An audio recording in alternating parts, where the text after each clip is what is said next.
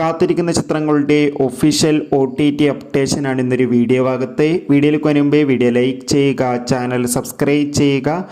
ആദ്യമായി അറിയിക്കാൻ പോകുന്നത് അരുൾനിധി, പ്രിയ ഭവാനി ശങ്കർ എന്നൊക്കെ പ്രധാന കഥാപാത്രങ്ങളായ തമിഴ് ചിത്രമായിരുന്നു ഡിമോട്ട് കോളനി.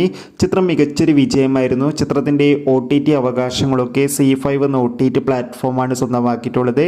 എല്ലാ സിനിമാ പ്രേമികളും ഒരേപോലെ ചിത്രത്തിൻ്റെ OTT റിലീസിനായി കാത്തിരുന്നു. ചിത്രം ഈ വരുന്ന സെപ്റ്റംബർ 27-ാം തീയതി ZEE5 എന്ന OTT പ്ലാറ്റ്ഫോമിലൂടെ OTT റിലീസ് ചെയ്യുമെന്ന് കൺഫേം ആക്കിയിട്ടുണ്ട്. ചിത്രത്തിനായി നമുക്ക് കാത്തിരിക്കാം.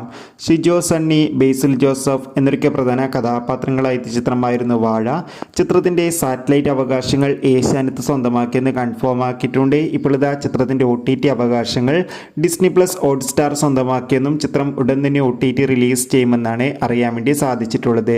അടുത്തൊരു അപ്ഡേഷനാണ് സൂരി, അന്നാബൻ എന്നൊക്കെ പ്രധാന കഥാപാത്രങ്ങളായ ചിത്രമായിരുന്നു കൊത്തുകാളി.